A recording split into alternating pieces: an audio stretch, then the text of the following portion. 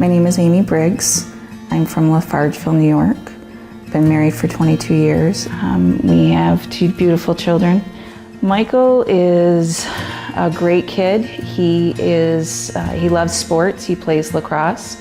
He's bright, top of his class. Daniel was an old soul. He had a soft side of him that was second to none for a kid his age. He wanted to help people. Our neighbor down the road had cancer, and Daniel was by his side every day. Daniel went over and sat and talked to him and held his hand. And after he died, Daniel went over and helped his wife. It wasn't like he was doing it out of obligation either. He did it because he truly wanted to do it. That's who he was. Daniel had really been bullied most of his school career. When he hit high school, it exploded. He didn't fit in with a lot of the crowds. He wasn't into sports. He was into hunting and trapping, which not a lot of kids his age are into. So he had a hard time finding kids who had common interests with him. So that made him a target a lot of the time. It started out with words. He was called just horrible names. It progressed to having trash thrown at him. He was punched in the stomach. He was made to lick a bus window. He was jumped from behind walking to the buses. He was ridiculed for the music he listened to. You name it. They looked for any little thing just to make his life miserable. When he was jumped walking to the bus, the boy told him the night before that he was going to do it. He said to him in a text, "Why? I know you don't like me. That's why I don't come near you. I don't have any interactions with you.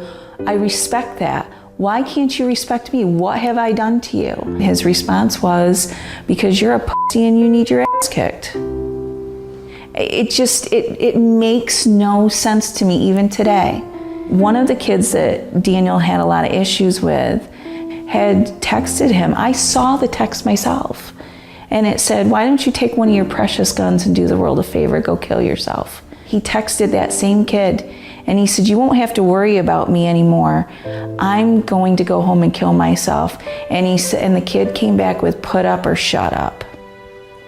That day, he told people in lunch, he had told people in his classroom, told a number of people on the bus that he was going to kill himself. Those were his words, "I'm going home and I'm going to kill myself."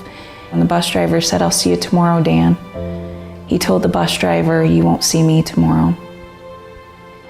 The one person he knew that would do something was the last person he texted and the last person he called, his hunting friend, Matt.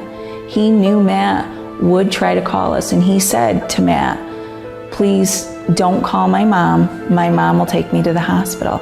He was trying to keep Daniel on the phone, get his sister's attention. He was writing her notes and having her call their father, who's a friend of my husband's. And we missed the call. We missed the call.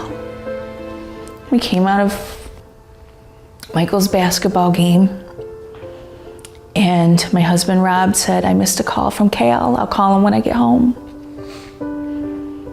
Next thing happened, literally within a minute of saying that, so our other friend Wally calls. Now, guys don't talk to each other all the time. And Rob runs to the van, and he said, "Daniel's talking suicide." I called my next door neighbor, and I begged her to go over and check on him. And she walked in the door and she yelled, "Daniel." And she thought she heard him say something, and she shouted out, "We love you." And then she heard the shotgun blast.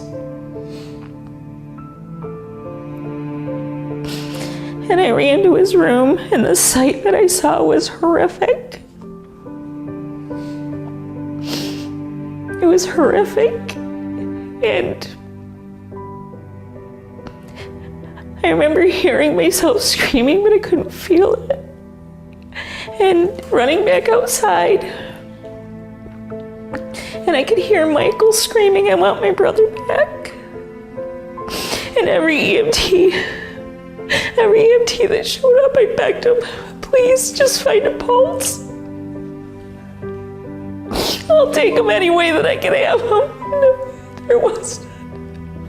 I've played a million scenarios over in my head what I would do if I was there 30 minutes earlier. Knowing what I know now, I would just wrap him in my arms and just beg him and tell him how much he means to so many people. Because so many people have talked to us since he died. They've sent us letters. I received letters from kids his age. I just wish he knew how much he meant to so many people. He did matter. He does matter. His book bag with his books, still right on the bench where he left it that day.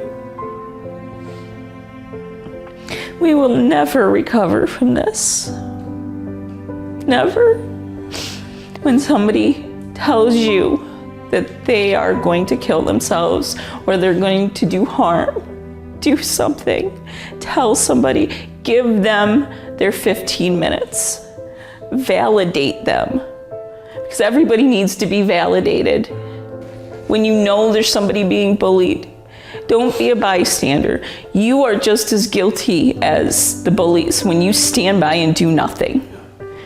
You see it, you do something about it. You don't want to intervene, then you talk to an adult. And you talk to an adult until somebody does something.